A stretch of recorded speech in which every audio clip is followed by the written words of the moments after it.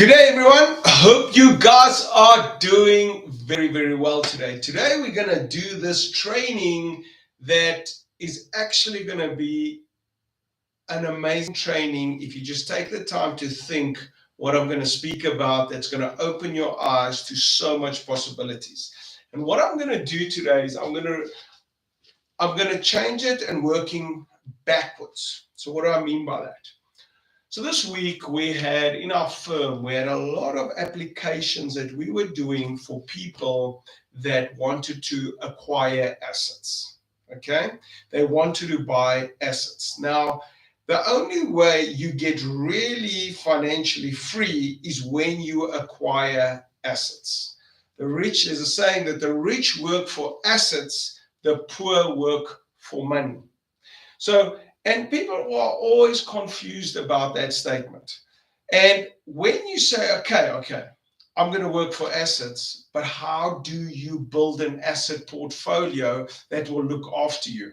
And I want to explain this to you guys. So this week we had people applying for an asset. So let's just say we've got a person that wants to buy a property, right? They want to buy a property.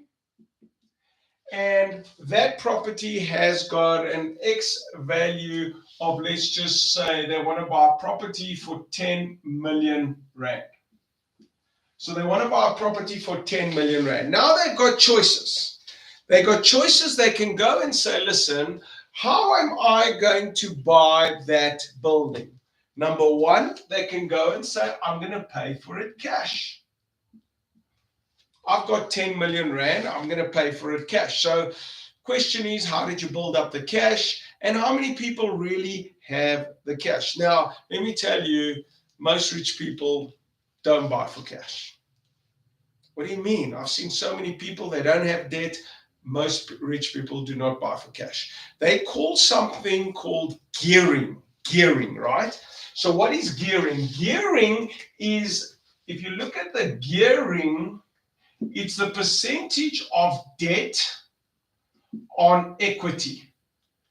Equity is how much money you're going to put in the deal and how much money you're going to get from the bank or financial institution. You get debt and you get equity. Okay?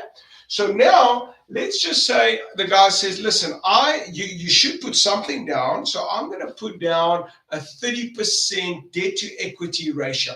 So I'm going to put down 30%, right? So that would be 3 million. I'm going to put down 3 million and I'm going to borrow 7 million. Okay? And I'm going to buy this property. Now, what does it mean when you're going to borrow 7 million? Okay? That means you're going to have to pay back to the bank. Now let's just work that out. Let's take a calculation and work that out. So let's just say we've got a debt equity ratio and we're saying, all right, I'm going to go and spend 10 million. I'm going to borrow 7 million. I had it on 7 million. And the interest rate of 9.5%. Right, 9.5%. So let's just say we've got the 7 million. We're going to pay interest of 9.5%. Okay. The term of this loan, because it's a commercial property, they're only going to give us 10 years to do this in. All right. And therefore, we need to pay back the bank. That payment works out to 90,578 rand, right? So the payment per month, the payment is 90,005. What did I say? 90,578. 90,578 rand. That is per month, right? So if you look at this, it's for 10 years. So that's 120 months. So how much do you think we're going to pay back the bank if we look at this now? We've got 90,578 rand times 120 months. We are going to pay 10 million 869,360 rand. 10.8 million we are going to pay back. We are going to pay back 10.86 million back. 860,000 rand. 860,000 rand is interest. What is interest? Interest is the cost of money. That is what interest is. It's the cost of money. So, do you think that the bank is going to give this deal to anybody? Do you think that any one of you, if you go and you look for a property and you want to buy a 10 million rand property, do you think the bank is going to give it to anybody? You guys know the answer. No, they're not going to give it to anybody. So who will they give it to? Let me tell you, when they say the rich get richer, that's absolutely correct. Because the poor don't understand. They don't take the time to study on how money works. And then what they don't understand is the language of business, which is accounting. They don't understand. So I'm taking it, I'm going backwards. So we went to the bank this week. We applied. I'm just using some numbers, easy to explain this. We applied for a bond for a client. What do you think is the first thing they're going to ask for, right? They're going to ask for financial statements. That's what they're going to ask for.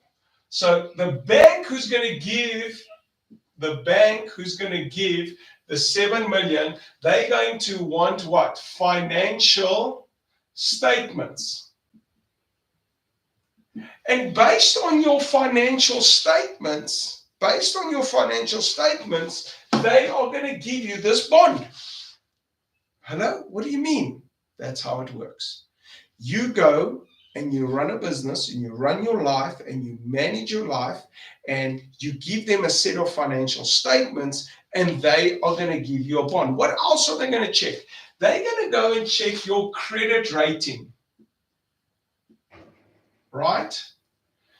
I couldn't believe today we were having a discussion and the bank sends a message and says, sorry, I don't think we'll be able to give this loan. And I asked, why won't you give this loan? It's because the credit rating of your client is very low. I said, excuse me? The credit rating of my client is very low? So I thought, listen, maybe I'm missing something. I phoned the client because I know he has no debt. He has been paying all his stuff cash. He has no debt on his credit card. He has no debt on his cars. He has no debt. He just has no debt. So how can there be a bad credit rating? Well, that's why. There's no debt. Is he a good payer? Does he pay on time his accounts? They don't know. So therefore, he's got a bad rating. And also, there might be something long ago that he didn't pay on time. But you've got to look at your credit rating. Why? Let me go back to that statement. The rich work for assets. The poor work for money. How do I get assets? Through banks. The bank's job is to borrow people money. Now, if you didn't have to go to the bank and you had a job and you worked that job, for how many years are you going to work that job, work that skill set for you to get 10 million? But how long can you work to get 3 million? It's much shorter, right? Because you want the asset. You want to buy the asset. So how do you buy the asset? The first thing is you need good financial statements. You need a good credit rating. You need to run your affairs well. Now, how do you do that? Well, before I go that, look at this payment.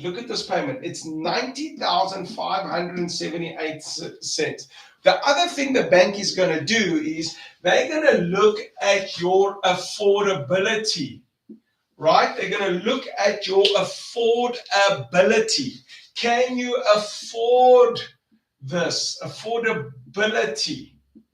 They're going to look at your affordability. Can you afford to pay 90,000? Because the bank is not in the job of taking back property. They don't want you to liquidate. They don't want you to go bankrupt. They don't want that. What they want from you is to pay them their interest and to pay the month. And they need to tick their boxes. And they have to legally tick the boxes. They've got a legally obligation. They cannot be caught as reckless lending. Do you understand? You've got to understand the game. You are got to understand the game that you are doing. If the banks cannot borrow you money if you're doing reckless lending, right? They cannot do reckless lending. Therefore, they need to know, can you afford it? Do you have a good credit rating? Do you have a good financial statements? So what does this mean? How do I get that? Well, this is two things. It is experience and education. What education did you have to buy this property? What education? Do you know anything about property? Have you ever worked for a company that buys and sells property? Do you know who your tenants are? Do you have the lease agreement? Do you have experience in that? Because the bank wants that. When they say affordability, show me all the lease agreements for these guys. Where's all the lease agreements? How are you going to afford it? Is there tenants that's going to pay this 90,000 rand? Are you going to take it from your own payslip? These are the things that you need to do, and that comes through education.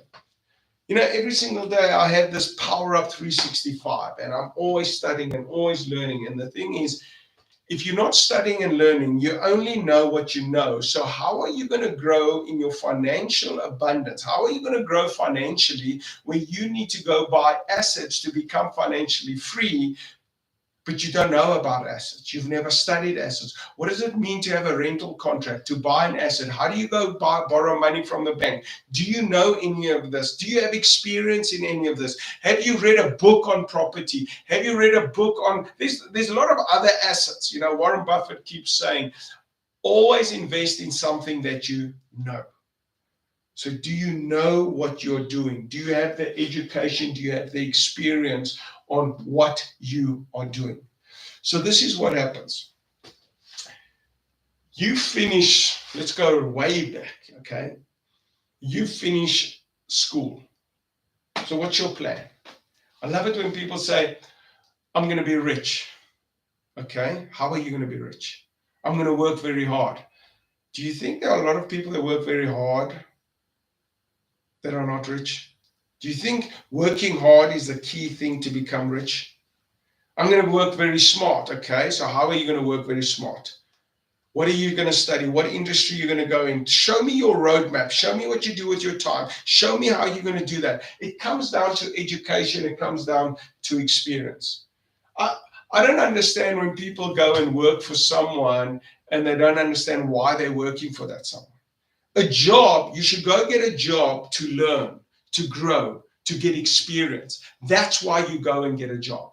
It's not really about the pay at that stage, right? It's about learning and growing. It's about getting educated. So you go and you finish school, and let's say you go and you study something, right? Do you have, at the time you finish school, do you have financial statements? Do you have a good credit rating? Do you have affordability? Do you have the education? No. But what we do know is, if you want to become financially free, you need assets. There are 5 different types of assets that we keep saying. We're saying you can buy property, you can go buy business, you can buy paper shares, investments in shares on the stock exchange, you can buy commodities, or you can buy, I've added that one, you can buy Bitcoin in that. I'm having a blank on that one, right? So you can go buy crypto, right? You can go buy that. So there's all these things that fall under these different categories. There are people that are buying paintings and they're using that as an asset. They're making money through that type of asset. That's a business. You're buying the asset, you're buying the painting, you're keeping it. There are a lot of different ways, but you've got to educate yourself. If I had to go buy a painting, they must probably rip me off. I know nothing about it. Because I set myself up to educate myself into businesses, turning them around. I know nothing about paintings. I know where I'm strong because this is what I do every single day. You've got to know what you're strong at. You've got to know what you're learning. You've got to know what your education level is. Because if you're not educating yourself, you're never going to get there. How do you walk in and you know that this property is good? Education is very, very important. Okay, so now you go and you study. You need money to study, but the best investment you can make is in yourself. The best investment that you can make. That's why I put education in here. The best investment you can make. The best investment you can make is in yourself. Is in yourself. That's the best investment you can make, to educate yourself. So let's just say, and that doesn't mean you have to go to a university. That doesn't mean you can be mentored by someone. You can go on short courses. You can go to seminars, but you need to educate yourself. If you're not growing, you are dying. So you start working. You get an education and you start working. You can either work. I mean, I love the story of the guy going to McDonald's and he's cleaning the floors, but he's reading books free.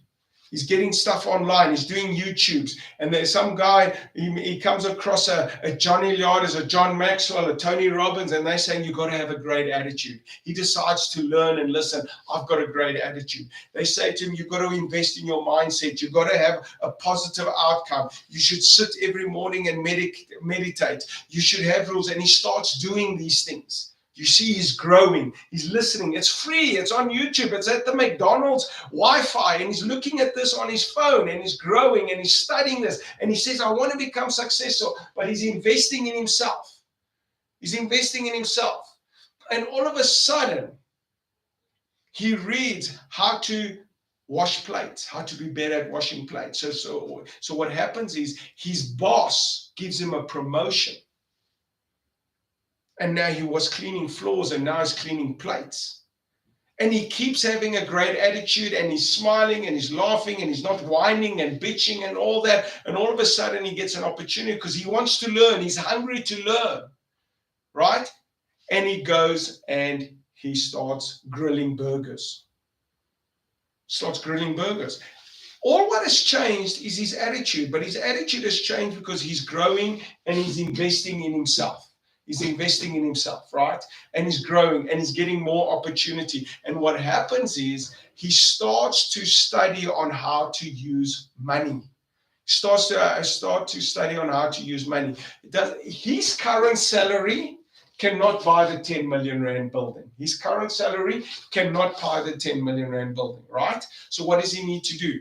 He's not at the 10 million rand building. He can't have 3 million rand. The salary he's getting there as a dishwasher at McDonald's is not going to work. So what he needs to do is keep investing in himself. That's the best investment you can do. You're not ready to invest in other assets. The best asset is yourself. So he keeps investing in himself. He keeps investing in himself. He grows. And then he became he was a griller. He grows more. And all of a sudden, one day he becomes a manager. All he's done is invested in himself. All he's done is educated himself. Now he starts getting mentors around him. They want to go buy another McDonald's. Can I go with? Can I learn? They start asking questions because they're serious about their success. This is not a guy that's on the sports fields playing all around and he's not focused on his career, on his life. He's serious about his intention. He's serious about his life. And he keeps growing and he keeps growing. Now he's with the owner and the owner takes him with him to buy a new McDonald's. Now he's learning. He's experiencing. What happens if we buy the property? How did you make that decision to buy the property? Now his salary is going up. But there comes a time where your salary will never go indefinite.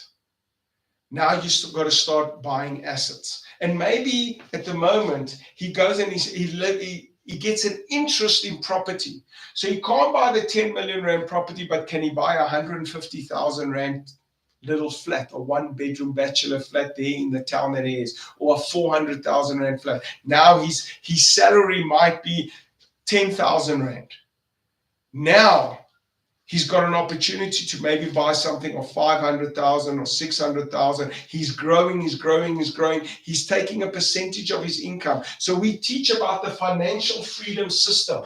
The financial freedom system, right? There's a financial freedom system where we say a percentage must go into education, a percentage must go into savings, a percentage must go into play, and then lifestyle is another percentage. So we teach these guys in the financial freedom system. Why? Because as he's growing up, as he's growing and he's making more money, he needs a financial freedom system. And as he gets a financial freedom system, now, does he have a set of financial statements? Yes, he can have a set of financial statements. It's only his salary at the moment, right? He's got a savings account. He's probably got a little credit card, so he's busy building his credit rating. He swipes stuff, he pays on time. He might have a little Markham's account or an Edgar's account, and he starts paying on time. So his credit rating is going. His financial, he only has a salary, but then he makes his first application to buy an asset. And the bank gives him an opportunity to buy a small little asset. Be it buying a car and selling a car, buying pool tables, doing whatever, and he starts growing. But he's starting to first educate, first invest in himself, get a financial freedom system, and then he's working on his financial statements. He's working on his credit rating. He's working on his affordability. And as he grows, he understands the money I make, my salary, I'm never going to become financial free with that. The way I become financial free is, what do I do with the money I make? How do I save it? How do I plug it into my financial freedom? Can I build up? So you say, for 5 years, I'm going to put away because I need a deposit. That guy, that townhouse or whatever, that little flat, that little bachelor flat, which costs 500 or 600 or 700,000, I know I need to put 30% deposit. So I need to save 150,000 rand or 100,000 or 50,000. I need to save it. So he starts saving it to buy this first asset. And he starts doing that. Now he's 23, he's going on. He started working at 20, he's 23, he's got some saving. 24, he buys his first asset. With whose money? With the bank's money. He starts putting a 30% deposit. But he keeps on educating himself. Why does he educate himself? When he walked into that property, he bought the right property, he got the right tenants in, he signed a lease agreement, he knows what he's doing, he's educating himself. And I'm using property. Guy could have gone and bought shares. He could have educated him in shares, and he could have gone and bought 10,000 or 20,000 rand shares. And he could have bought shares and sold shares. He could have made his money that way. He could have gone and he could have studied crypto, and he could have made his money there. But what I do know is you've got to educate yourself and learn somewhere to make money. And eventually, through duplication, if you become an expert and you start studying something and you duplicate it, now he bought his first shares. Now his shares go up. He sells his shares. He makes a profit. He makes more money. Maybe he loses all his money. He learned why he lost his money. He goes and studies more. And he keeps growing. He takes an opportunity to buy businesses. But the guys that are sitting on the sideline watching life go by, they will never be financially free. The guys that believe they're going to become financially free or become successful by using their own money, how long will he have to work as McDonald's, as a manager or whatever, to go earn his own property? That makes no sense. You've got to understand your gearing. You've got to understand gearing. You've got to understand that the banks are wanting to give you money. You've got to understand that, but you've got to play to the financial system. And the financial system needs your financial statement, your credit rating, and you need to prove affordability. If you keep proving that, You keep buying assets, but there's good debt and there's bad debt. When you go into bad debt, you take a credit card to pay for groceries and that's bad debt. When you go and take a loan to buy a property to make money, because if he could rent this property out for 150,000 Rand, now he's making 60,000 Rand profit. Now his affordability goes by. Now he can duplicate, buy the next property, buy the next property. Okay, guys, I hope this makes sense. I wanted to share this quickly with you guys because this week I've been going through this and there's so many guys making applications. Play this video over and over and see where you are in your financial freedom system. Thank you, guys.